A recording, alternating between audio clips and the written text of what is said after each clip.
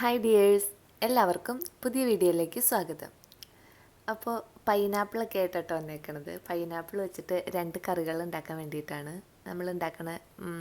പൈനാപ്പിളിൻ്റെ പുളിശ്ശേരിയും പിന്നെ ഒരു മധുരക്കറി ഉണ്ടല്ലോ, അത് രണ്ടും.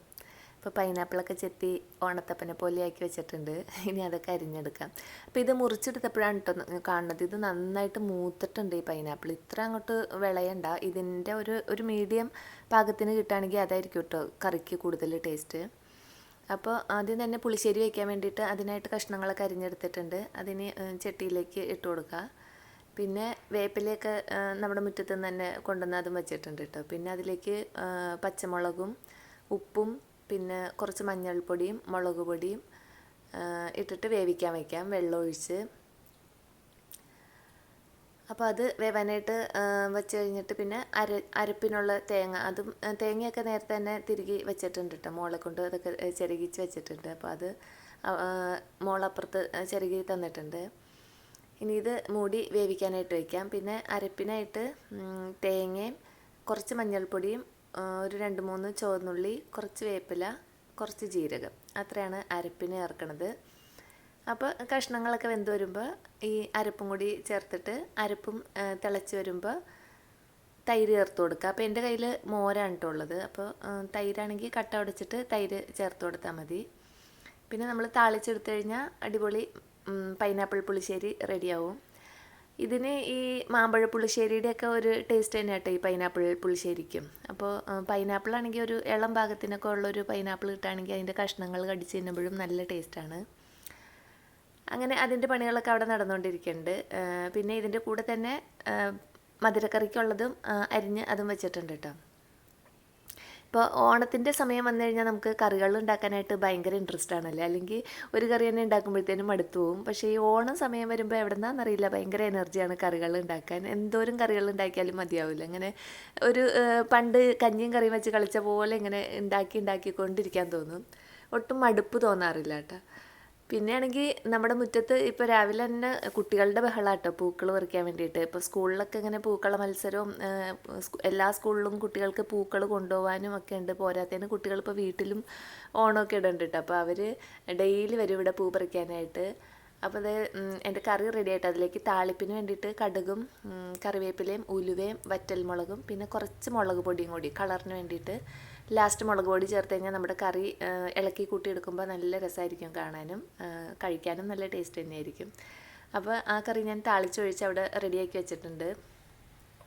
പിന്നെ മധുരക്കറിക്ക് വേണ്ടിയിട്ടുള്ള പൈനാപ്പിൾ അരിഞ്ഞ് വെച്ചതാണിത്. അപ്പോൾ ഇതിൽ നിന്ന് ഒരു 2-3 സ്പൂൺ ഞാൻ മിക്സിയുടെ ജാറിലേക്ക് ഇട്ട് കൊടുത്തിട്ട് അതൊന്ന് അരച്ചെടുത്തിട്ട് വരാം. അപ്പോൾ ആ അരപ്പ് ജ്യൂസ് വെച്ചിട്ടാണ് നമ്മൾ ഈ ബാക്കി പൈനാപ്പിൾ വേവിച്ചെടുക്കുന്നത്. അപ്പോൾ ഈ കറി ഇങ്ങനെ ഒരുപാട് ലൂസായിട്ട് പോകാൻ പാടില്ലല്ലോ. അപ്പോൾ അതുകൊണ്ട് അധികം വെള്ളം വരാതിരിക്കാൻ വേണ്ടിയിട്ടാണ്. പിന്നെ തന്നെയല്ല ഇങ്ങനെ ചേർത്തിട്ട് ഉണ്ടാക്കുമ്പോൾ അതിനൊരു ടേസ്റ്റ് കൂടുതലും ഉണ്ടാവും.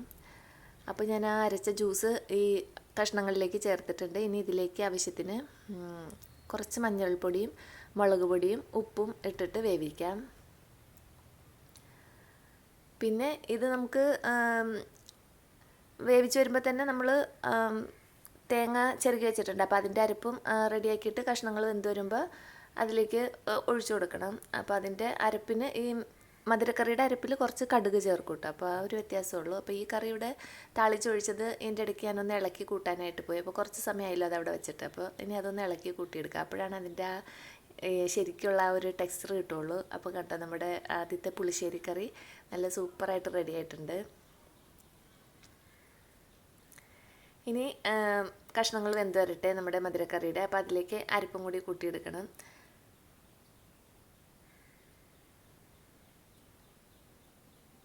അതിൻ്റെ അരപ്പിനുള്ളത് അരച്ചിട്ട് വരാം കേട്ടോ. അപ്പോൾ അത് ഇവിടെ വെച്ചിട്ടുണ്ട്. അപ്പോൾ ഞാൻ ഇതിൻ്റെ കൂടെ കുറച്ച് കാന്താരിമുളക് ഇട്ടിട്ടുണ്ട്. പച്ചമുളകായാലും മതി. പിന്നെ 2 ഉള്ളിയും 1 സ്പൂൺ കടുകും അത്രയും ചേർത്തിട്ടാണ് അരയ്ക്കണത്.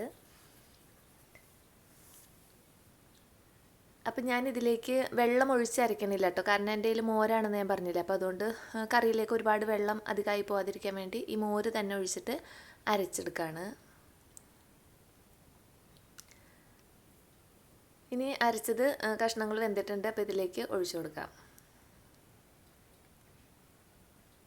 ഇപ്പോൾ മുറ്റത്താണെങ്കിൽ ചെടികൾക്കൊന്നും നമ്മുടെ ആ വെള്ളപ്പൂക്കളും നീലപ്പൂക്കളൊക്കെ എന്നും നിറയെ പൂത്തുണ്ടാകുമല്ലോ, അതൊന്നും ഇപ്പം ഇല്ലാട്ടോ. എല്ലാം ഇങ്ങനെ കുട്ടികൾ വന്ന് പറിച്ച് പറിച്ച് ഇലകൾ മാത്രമേ ഉള്ളൂ, പൂക്കളൊക്കെ അവർ കൊണ്ടുപോകുന്നുണ്ട്. പിന്നെ ഇലകളും കൊണ്ടുപോകുന്നുണ്ട് കേട്ടോ, ചില ചെടികളുടെ കളർ ചെടികളുടെയൊക്കെ ഇലകൾ അവർ കൊണ്ടുപോകുന്നുണ്ട്.